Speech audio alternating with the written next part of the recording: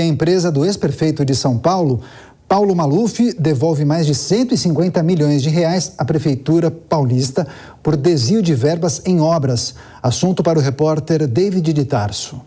Somente nesta quarta-feira, a empresa Eucatex da família Maluf e Banco BTG Pactual devolveram aos cofres públicos da Prefeitura de São Paulo 38 milhões de dólares, o equivalente a 152 milhões de reais, no acordo firmado entre o Ministério Público e a Procuradoria-Geral da cidade. O acordo é resultado de uma ação civil pública contra o ex-prefeito Paulo Maluf por desvio de verbas das obras do túnel Ayrton Senna e da Avenida Jornalista Roberto Marinho, entre 1993 e 1998, que resultaram na devolução total de 220 milhões de reais. Com isso, a família Maluf perde mais de 1/3 da empresa Eucatex, passando as ações ao poder da BTG Pactual. Maluf foi acusado pelo MPF de usar contas bancárias no exterior em nome de empresas offshores para enviar dinheiro desviado e reutilizar parte desses recursos na compra de ações de empresas da família dele, no caso a Eucatex.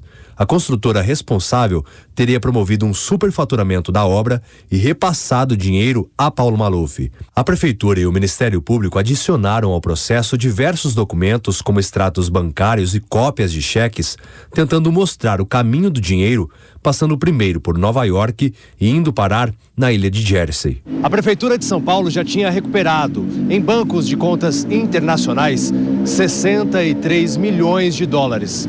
Atualmente, segundo a Secretaria Municipal da Fazenda, a gestão do prefeito Ricardo Nunes tem em caixa quase 35 bilhões de reais.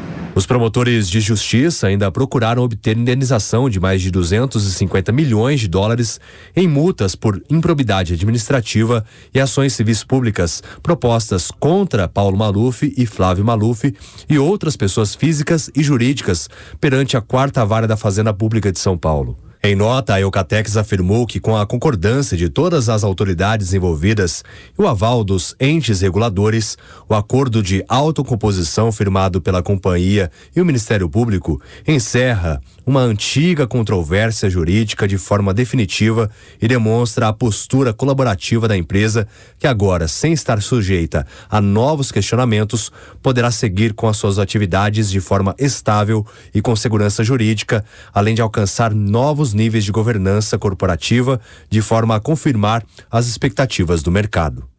Nelson Kobayashi queria a sua análise, a sua avaliação, porque é um caso que envolve o ex-prefeito de São Paulo, Paulo Maluf, e a empresa de sua família, a Eucatex, mas justamente de episódios da década de 1990, quando ele era o prefeito da capital paulista. Agora, esse acordo firmado, e a família devolve 152 milhões de reais à Prefeitura de São Paulo.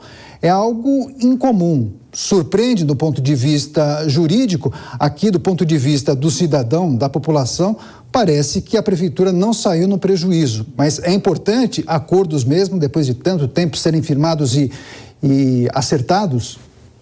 Pelo menos isso, né, Daniel? Mas o que chama a atenção disso tudo é a morosidade da justiça, é a demora. São quase 30 anos dos fatos tidos como criminosos, né? São mais de 20 anos de processo correndo para que haja um acordo de devolução de mais de 150 milhões. Agora veja só, o que essas empresas fizeram render nessas 2, 3 décadas com esses 150 milhões? Parece que é economicamente proveitoso para alguém cometer um crime e demorar 30 anos para devolver o objeto do crime. Nesses 30 anos, esses 150 milhões geraram muitos outros milhões, aliás, muitas outras centenas de milhões investidas certamente por essa empresa no seu ramo de negócio ou em outros investimentos. A morosidade da justiça é o que chama atenção nesse caso. Falando em judicialização, o PSDB promete acionar o STF nos próximos dias para contestar mudanças no marco do saneamento básico. E sobre isso a gente conversa com o senador Isalci Lucas, do PSDB do Distrito Federal. Senador, boa noite, bem-vindo. Boa noite, é um prazer participar do programa. Senador, mas não dá para a gente passar por cima de outro assunto que ganhou muita repercussão nesta quarta-feira. Depois a gente entra nessa questão da judicialização das mudanças do marco do saneamento. Nós iniciamos a edição de hoje falando justamente da queda do agora ex-ministro do GSI, General Gonçalves Dias, depois que essas imagens que vieram à tona, editadas nesta quarta-feira, mostraram ele circulando pelo Palácio do Planalto, inclusive em alguns momentos na presença de alguns invasores, justamente no dia dos ataques do 8 de janeiro em Brasília, aos três poderes. Queria te ouvir, senador, quais são suas impressões em relação a esse caso, como isso tem repercutido no Congresso Nacional? Bem, é mais uma demonstração que a gente vem falando já há algum tempo do envolvimento, da omissão do governo federal.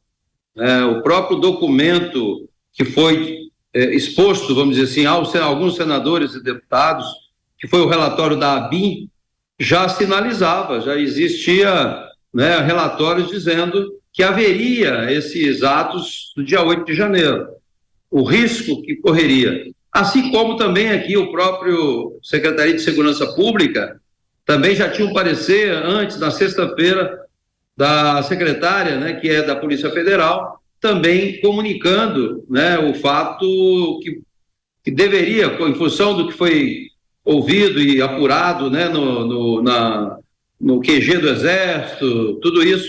Então, eu particularmente, que já acompanho há muito tempo, eu já não tinha dúvida nenhuma dessa omissão. Inclusive, tive segunda-feira lá na Papuda visitando as pessoas. Mas como pode isso, Quer dizer, nós temos o batalhão da Guarda Presidencial, que cuida lá realmente do presidente do Palácio do Planalto, com quase 2.000 homens. Nós temos, nunca teve, pelo menos que eu tive conhecimento, algum dia na história do DF, que não tivesse uma equipe de prontidão 24 horas no Palácio do Planalto, e casualmente, naquele dia foram dispensados. Então, a gente teve várias situações que poderia ser evitado tudo isso se realmente o governo federal não omitisse, como omitiu, e acho que, pelo que a gente vai descobrindo aos poucos, houve a participação ativamente. O general que pediu demissão hoje, do GSI, ele era da segurança do presidente da República, ele é o atual ministro do GSI, e as câmaras aparecem agora demonstrando que ele estava no ato exatamente no dia 8 de janeiro com saídas estratégicas. Eu, quando fui a Papuda, a primeira coisa que eu perguntei lá para eles, cadê a turma que está nos vídeos aqui que eu não estou vendo ninguém? Então, houve de fato infiltrações, e pessoas que entraram já preparadas para fazer o que fizeram, e a gente não quer passar a mão na cabeça de ninguém.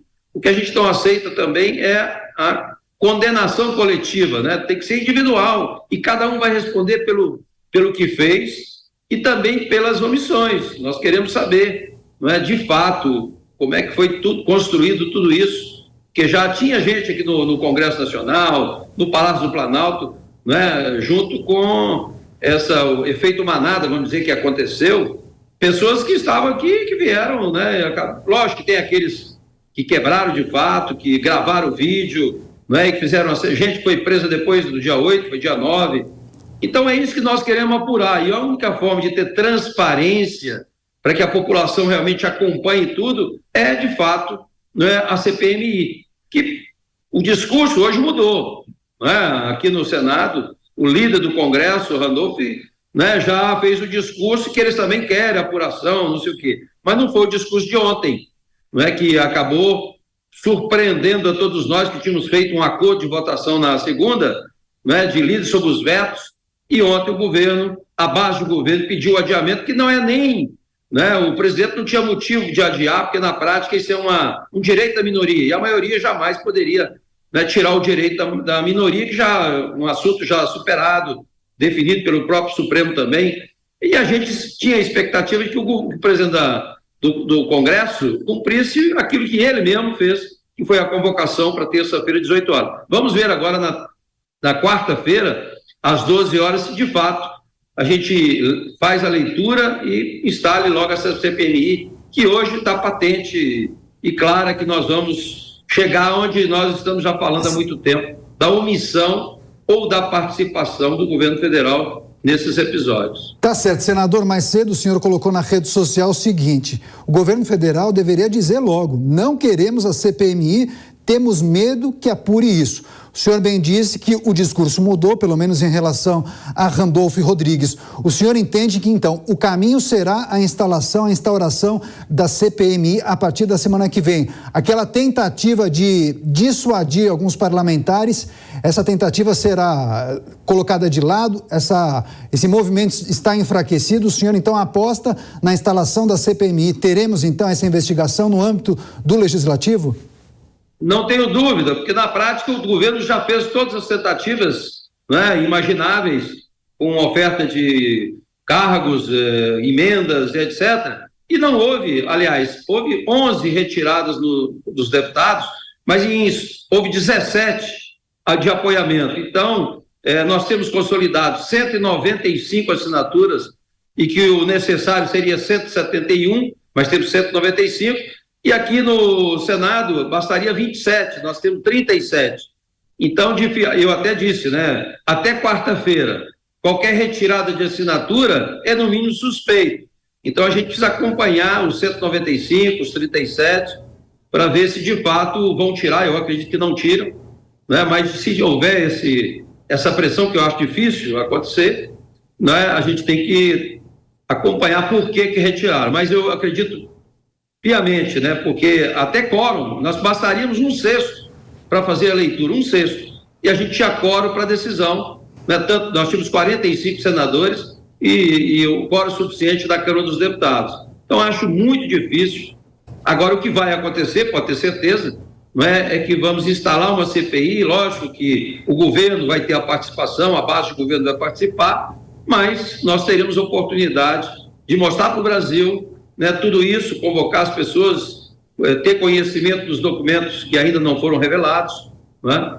E a gente tem todas as condições de fazer o nosso relatório, independente do relatório oficial. Se o governo, né, tiver a relatoria e fazer alguma coisa diferente, nós teremos aí todas as condições de fazer um belo relatório, né, de transparência e a população acompanhar o que de fato aconteceu dia 8 de janeiro. Agora, senador, falando sobre essas mudanças, esses decretos que estabeleceram algumas mudanças, decretos presidenciais no marco do saneamento, o senhor confirma então que o PSDB vai judicializar, vai entrar no STF contra essas mudanças? Só para deixar um pouco mais claro para a nossa audiência, mudanças que em 2 aspectos principais dão uma facilitada na vida de estatais que já prestam esse tipo de serviço, não atingiram a meta de universalização, continuem prestando esse tipo de serviço e, de outro lado, como consequência disso, limita a participação de empresas privadas. Um dos objetivos do marco, quando foi aprovado, é justamente otimizar essa universalização, trazendo a iniciativa privada, né, senador, para esse contexto de oferta de serviços de saneamento. Queria que o senhor detalhasse essas questões e falasse um pouquinho sobre essa intenção de entrar com uma ação no STF. Na prática, você não pode mudar por decreto uma lei, né? O mérito, o conteúdo, você pode regulamentar, mas não mudar, como, por exemplo, a data, né? Não dá para prorrogar as datas em função de um decreto se a lei estabelece prazos.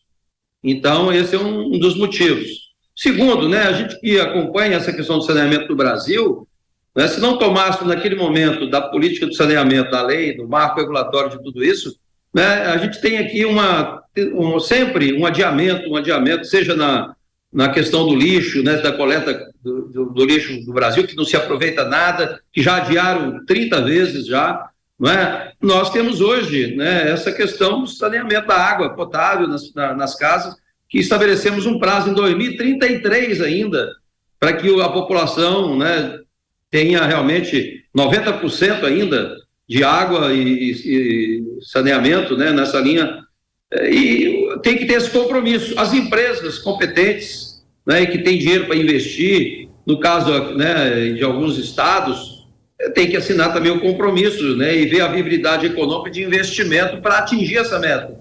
Então, tinha um prazo até 2022 para colocar nos contratos das empresas privadas, das empresas estatais, essa condição, né, de atingir as metas até 2033. Agora vem um decreto e diz, não, prorrogando para 2025. Cara, né, eu fico impressionado, né, o que esse governo está fazendo, como inclusive a questão da lei das estatais. Nós aprovamos a lei das estatais, modificaram na Câmara, não modificamos ainda no Senado, mas também já estão utilizando, já deram posse em pessoas que pela lei estariam impedidas. Né? Eu acompanhei todas as CPIs, ainda como deputado, do CARF, da Lei Rouanet, da Petrobras, não é? E é incrível, né, que a forma está realmente se replicando agora. O BNDES já começa a falar em financiamento, não é, de países que estão devendo, que, né, como a Venezuela, que não paga, tem mais de 1 bilhão aqui de débito com o governo, não é? Vem tirando a possibilidade de financiar. Você já tem agora também os fundos de pensões, já, que a gente conhece o que aconteceu com os fundos de pensões, né, pessoas que não têm a capacidade da gestão, e eles fazem como se aqui no Senado era simplesmente carimbar. Então a gente já deu o recado hoje, né, e que não é bem assim. Vai ter PECs aqui que vão exigir 49 votos, né, uma série de coisas que a gente precisa realmente, né, ter um cuidado. Arcabouço fiscal, né, tem aí um discurso bonito que foi apresentado aqui, vem um texto, mas que na prática tem uma série de problemas, né, que é só na teoria, na prática mesmo não vai acontecer. Né, essa questão de aumento de receita vai acabar com os subsídios, lógico que tem que ter uma fiscalização e tal, mas tem questão dos precatórios que a gente já observou aqui, né, que pode comprometer os estados e municípios. Então, não é essa facilidade que dizem aqui. Todo mundo aqui quer o melhor para o Brasil. Né? O PSDB, em particular, nunca votou nada, né, no sentido de quanto pior, melhor, diferentemente do que o PT fazia antes. Mas a gente, né, não vai aceitar, evidentemente, não é, esses absurdos que estão acontecendo nos 100 dias, que até agora não aconteceu nada nesses 100 dias, muito pelo contrário, só coisas que podem comprometer o Brasil de muitas formas. Então, nós vamos entrar realmente, o PSDB está entrando, o Novo também, né, já entrou com a ação, né, e outros partidos de oposição também, que é inadmissível mudança de lei por decreto. Daqui a pouco, né, o parlamento vai perder a sua autonomia, a sua independência, né, e somos nós aqui que representamos a população, que temos que agir, né, e aprovar as leis. Não é por decreto que se faz isso. E a gente segue acompanhando todas essas movimentações. Senador Isalci Lucas, do PSDB do Distrito Federal, obrigada pela entrevista, senador. Boa noite. Boa noite, um abraço. Até a próxima, senador.